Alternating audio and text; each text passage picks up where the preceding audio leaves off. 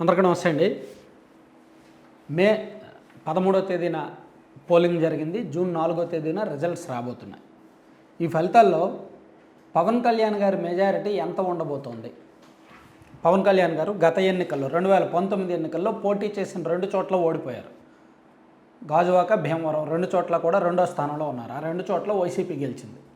So ఈయన అక్కడ ఎక్కడో పోటీ చేస్తే బాగుంటుందేమో అనుకున్నారు, కానీ చివరికి పిఠాపురం నియోజకవర్గాన్ని ఎంచుకొని పిఠాపురం నుంచే పోటీకి దిగారు.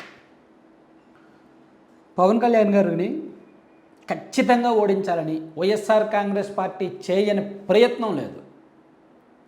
అన్ని విధాల అస్త్రశస్త్రాలు, సావధాన దండోపాయాలన్నీ కూడా అతని వాటమి కోసం వాడింది వైసీపీ. సో మరి అది సక్సెస్ అయిందా లేదా అంటే ఫెయిల్ అయింది. పవన్ కళ్యాణ్ గారు గెలవబోతున్నారు. గెలుపు కూడా మామూలుగా కాదు, ఒక అసాధారణమైన మెజారిటీతో, ఒక మంచి భారీ ఆధిక్యతతోనే పవన్ కళ్యాణ్ గారు పిఠాపురం నుంచి గెలవబోతున్నట్టుగా అక్కడ రకరకాల విశ్లేషణలు, రకరకాల వార్తలు వస్తున్నాయి. అక్కడ నుంచి మనకు ఫీడ్బ్యాక్స్ కూడా అలాగే వస్తున్నాయి. సో పిఠాపురం నియోజకవర్గంలో ఒక సామాజిక వర్గం, కాపు సామాజిక వర్గం కంప్లీట్గా ఏకపక్షంగా ఓటింగ్ వేశారు పవన్ కళ్యాణ్ గారికి. అలాగే బ్రాహ్మణ సామాజిక వర్గం కూడా కంప్లీట్గా వేశారు. ఈ 2 సామాజిక వర్గాలతో పాటు బీసీ వర్గాలు కూడా ఎక్కువగా పవన్ కళ్యాణ్ గారికే వేశారు. కాబట్టి ఆయన మెజారిటీ 40,000కు పైగా ఉండబోతోంది అని రకరకాల వర్గాలు, రకరకాల సర్వేలు ఎవరైనా అదే చెప్తున్నారు. అనూహ్యంగా కొన్ని పోలింగ్ బూతుల్లో, కొన్ని గ్రామాల్లోని కొన్ని పోలింగ్ బూతుల్లో వైసీపీకి ఏజెంట్లు కూడా లేరంట. పర్టికులర్గా కాపు సామాజిక వర్గం డామినేటెడ్ ఎక్కువగా ఉన్న పోలింగ్ ఏరియాల్లో వైసీపీకి పోలింగ్ ఏజెంట్లు కూర్చోలేదంట. పవన్ కళ్యాణ్ గారికే పనిచేశారంట మొత్తం అందరూ ఏకపక్షంగా. అంటే కొన్ని బూతులు పోలైన అన్ని ఓట్లు కూడా పవన్ కళ్యాణ్ గారికి పడినట్లు ఎక్కేసుకోవచ్చు. సో అంత ఏకపక్షంగా జరిగింది కొన్ని ప్రాంతాల్లో. సో ఓవరాల్గా పిఠాపురం నుంచి పవన్ కళ్యాణ్ గారి గెలుపు సునాయాసమే. మెజారిటీ కూడా గట్టిగానే, భారీగానే ఉండబోతోంది. మరి ఇది ఈ క్రెడిట్ ఎవరికి ఇవ్వాలి? పవన్ కళ్యాణ్ గారు పిఠాపురం నుంచి పోటీ చేసి ఏమీ పిఠాపురంలోనే పూర్తిగా తిరగల. ఆయన ఎన్నికలకు 20 రోజుల ముందు నామినేషన్ ర్యాలీలో పాల్గొన్నారు. తర్వాత ఎన్నికలకు 2 రోజులు 3 రోజుల ముందు అక్కడ ఒక మీటింగ్ పెట్టారు. మధ్యలో ఇంకోసారి వెళ్ళారు. మొత్తం మీద ఒక 3-4 సార్లు మాత్రమే పిఠాపురం వెళ్ళారు. అంతకుముందు ఒక కార్యకర్తలతో పరిచయ మీటింగ్ ఒకటి పెట్టుకున్నారు, టీడీపీ జనసేన వాళ్ళతో కలిపి.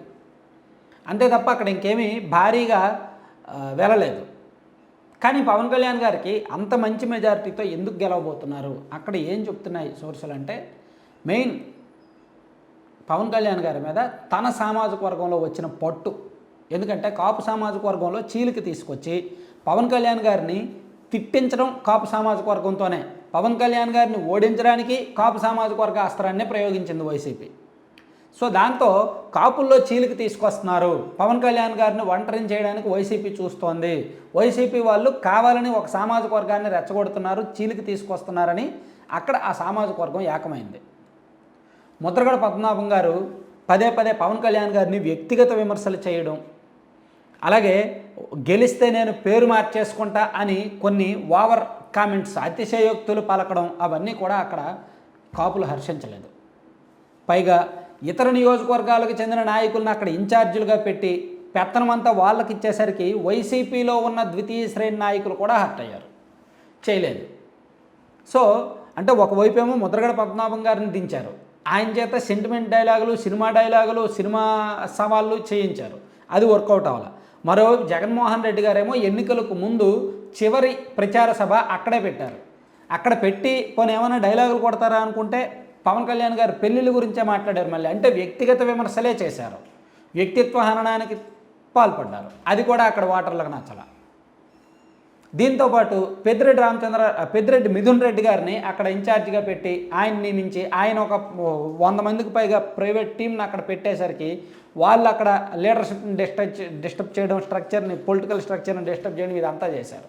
అదంతా కూడా అంటే ఇక్కడ వైఎస్ఆర్ కాంగ్రెస్ పార్టీ గెలుపు కోసం చేసిన ప్రయత్నాలు బెడిసి కొట్టాయి. పిఠాపురం నియోజకవర్గంలో వైసీపీ చేసిన ప్రయత్నాలు బెడిసి కొట్టాయి. ఆ కారణంగానే అక్కడ పవన్ కళ్యాణ్ గారికి ఏకపక్షమైన మెజారిటీ రాబోతోంది. అక్కడ స్పష్టమైన తీర్పు ఇచ్చారు అనేది రకరకాల వర్గాల ద్వారా మనకు వస్తున్న సమాచారం. అంటే పవన్ కళ్యాణ్ గారి గెలుపులో ముద్రగడ పద్మనాభం గారి పాత్ర ఉంది, సీఎం జగన్మోహన్ రెడ్డి గారి పాత్ర ఉంది, అలాగే పెద్దిరెడ్డి, మిథున్ రెడ్డి గారి పాత్ర ఉంది. ఈ ముగ్గురు ప్రముఖులు కూడా పవన్ కళ్యాణ్ గారిని గెలిపించినట్టు లెక్క. ఈ ముగ్గురు ప్రముఖులు ఇంత సీరియస్గా తీసుకున్నారు కాబట్టే, ఈ ముగ్గురు ప్రముఖులు కూడా పవన్ కళ్యాణ్ గారిని టార్గెట్ చేశారు కాబట్టే అక్కడ జనసేన శ్రేణులు కసిగా పనిచేశారు, టీడీపీ శ్రేణులు కసిగా పనిచేశారు. ఇద్దరూ కలిపి 100% ఓట్లు బదిలీ జరిగేలా చూసుకున్నారు. ఎక్కడ మిస్కమ్యూనికేషన్ లేకుండా చూసుకున్నారు. వాళ్ళు వైసీపీ డబ్బులు ఎంతగా ఖర్చు పెట్టినా సరే ఓటు మాత్రం జనసేనకే పడేలాగా జాగ్రత్తగా సెట్ చేసుకున్నారనమాట. సో ఇన్ని కారణాలు ఉన్నాయి పవన్ కళ్యాణ్ గారి గెలుపుకి. సో రిజల్ట్స్ వచ్చిన తర్వాత మనం బూత్ వైజు, వీలైతే mandal wise, village wise, booth wise లెక్కలు తీసుకొని నేను ఇంకా డీటెయిల్డ్గా చెప్తాను ఆయనకు వచ్చే మెజారిటీని బట్టి. Thank you.